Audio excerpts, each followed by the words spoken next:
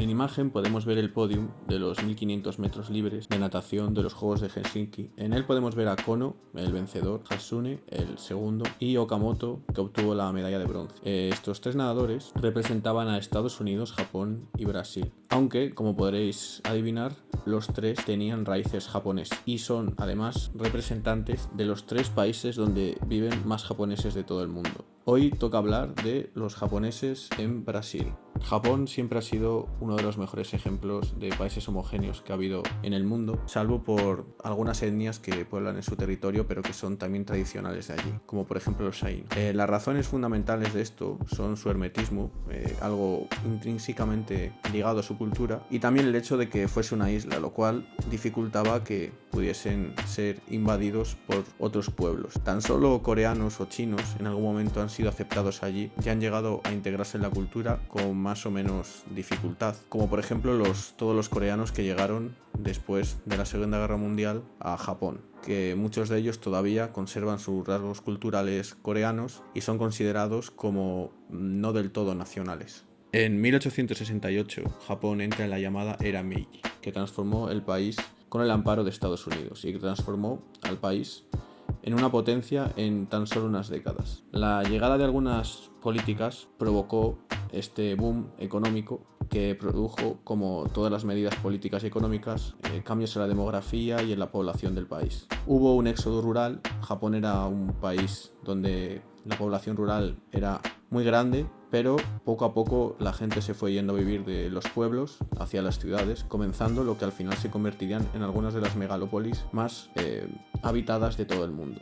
Como no había lugar para todos, mucha gente decidió emigrar, cosa que estaba prohibida unas pocas décadas antes, decidiendo marcharse en muchos casos a otros continentes. Hawái fue un destino muy recurrente, Estados Unidos en general también, pero hubo muchísimos que decidieron irse a Latinoamérica. El primer sitio donde llegaron fue Chiapas, en México, que acogió a 30 japoneses a principios del siglo XX, pero Perú y Brasil fueron los dos países a donde llegaron más nipones. Hacia la década de los 40 se calcula que de los 250.000 japoneses que habían llegado a Sudamérica, 3/4 partes vivían en Brasil.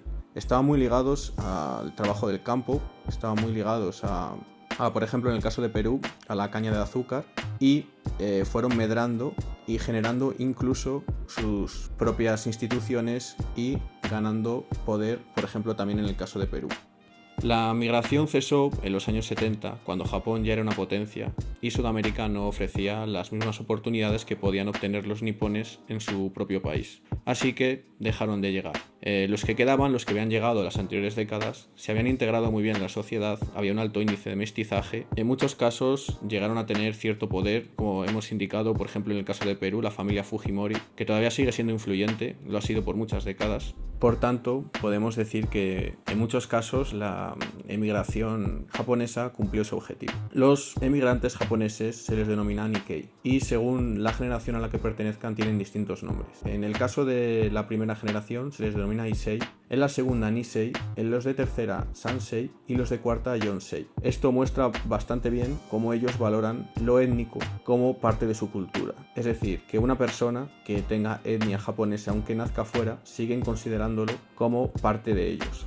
A finales de los 80 y principios de los 90 comenzó la vuelta de los descendientes de algunos de estos japoneses que habían ido a Latinoamérica. Se conoció como el fenómeno de Kasegi, que significaba más o menos salir a ganar dinero, a la vuelta de sobre todo brasileños y peruanos que tenían familia y ascendencia japonesa. En junio de 1990 hubo un cambio en la legislación de la inmigración japonesa que permitía a los descendientes japoneses recibir visados de trabajo en el país. Actualmente esto está limitado hasta las personas de tercera generación, los comentados Sansei. Esto ha provocado al final que 3 décadas después de la apertura de estas fronteras, que haya actualmente 200.000 brasileños viviendo en Japón, que envían parte del dinero que ganan el país sudamericano, siendo una fuente importante de beneficios para algunas familias. Los brasileños representan el tercer mayor grupo migrante en Japón, detrás de los chinos y los coreanos que, como hemos comentado, siempre han tenido relación con los japoneses, aunque la verdad es que no siempre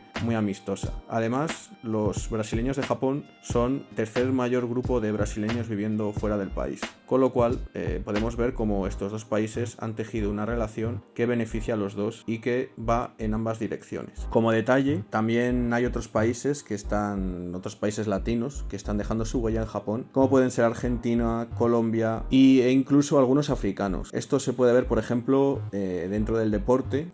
Por ejemplo, su mayor estrella a nivel de básquet, como es Rui Hachimura, que tiene origen en Benín. También tenemos a una de las mayores promesas de Japón, que es Nico Takahashi, nacido en España pero de familia argentina, o al delantero de origen colombiano Kane Sato, que está jugando ahora mismo en las inferiores del fútbol de Japón. O sea que estamos viendo como poco a poco estos extranjeros que antes no eran muy abundantes, ahora mismo están empezando a ocupar un lugar importante dentro del país. Si ya enfocamos hacia el mundo del deporte, podemos ver como los japoneses en Brasil y los brasileños en Japón tienen cierta relevancia. Por ejemplo, la mascota de los Juegos Olímpicos de Río de Janeiro de 2016 fue diseñada por la Nikkei Luciana Elwood, y también la antorcha, que fue diseñada por Miriam Hayashi, otra Nikkei. Además, hasta 2 medallas brasileñas fueron logradas por descendientes de japoneses, tales como Arthur Otakawa, que la logró en gimnasia, y Poliana Okimoto, que lo logró en 10.000 metros en natación. Como podremos imaginar, han cambiado mucho las cosas desde que en 1908 llegaron los primeros japoneses a Brasil. Ahora mismo hay hasta 1,5 millones de personas en Brasil que tienen origen japonés, lo que al principio comenzó como una simple medida para, en el caso de los japoneses, buscar un lugar donde desarrollarse fuera de Japón. Al final se ha convertido en una relación, en un mestizaje que ha generado sus propias señas culturales. Con la vuelta de esos Nikkei brasileños a Japón, a la tierra de sus ancestros, comenzó una relación muy fructífera entre el fútbol japonés y el brasileño. Japón es un destino bastante recurrente para algunos jugadores brasileños, hasta el punto de que el país carioca es el que más jugadores aporta a la competición, más allá de, lógicamente, Japón. En cuanto a la selección, no es nada raro encontrarse a jugadores de origen japonés dentro de la selección. El primero de ellos fue Daishiro Yoshimura, de nombre de nacimiento Nelson, que fue el primer jugador nacido en Brasil naturalizado para jugar en Japón. Después, en 1985, debutó George Norahiro también con la selección, y más tarde Rui Ramos, que disputó 32 partidos, fue naturalizado en los años 90. Además, como detalle, también decir que Kazu Miura, el mítico jugador que con más de 50 años sigue en activo, tiene nacionalidad brasileña, ya que jugó allí durante los años 80. Si nos vamos más hacia el presente, también tenemos el caso de Marco Tulio Tanaka, un jugador, un central con bastante gol, que nació en Brasil y que tiene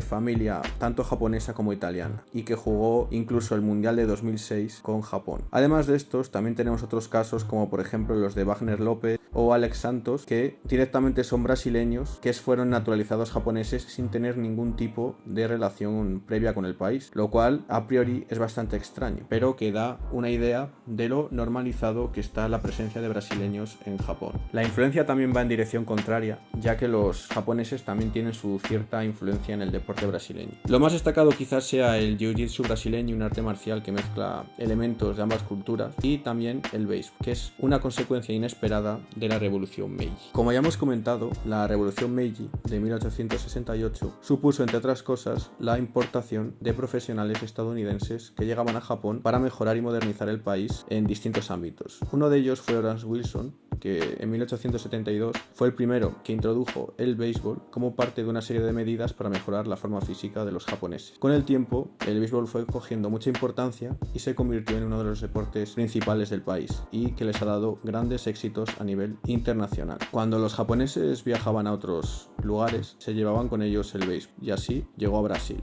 Como prueba de esto tenemos el hecho de que en 2013, en el Clásico Mundial de Béisbol, hasta 11 jugadores del equipo brasileño de béisbol tenían origen japonés, lo cual es un porcentaje muy alto comparado con el porcentaje de brasileños de ascendencia japonesa que hay. Puede sonar muy tópico que los brasileños hayan enseñado a los japoneses a jugar al fútbol, o que los japoneses hayan hecho lo mismo con los brasileños en el mundo del béisbol, pero al fin y al cabo, cuando un pueblo decide emigrar a otro lado, Se lleva con él lo más típico, su música, sus deportes, sus juegos, sus tradiciones, que acaban fusionándose con la cultura del lugar de llegada, produciendo híbridos tan interesantes como puede ser la cultura japonesa brasileña. En el futuro, con el mundo más globalizado, supongo que esto se multiplicará y cada vez nos extrañará menos. Y veremos su efecto en el mundo del deporte, porque ya sabéis que geografía y deporte tienen mucho que ver, porque al fin y al cabo el mundo es un balón.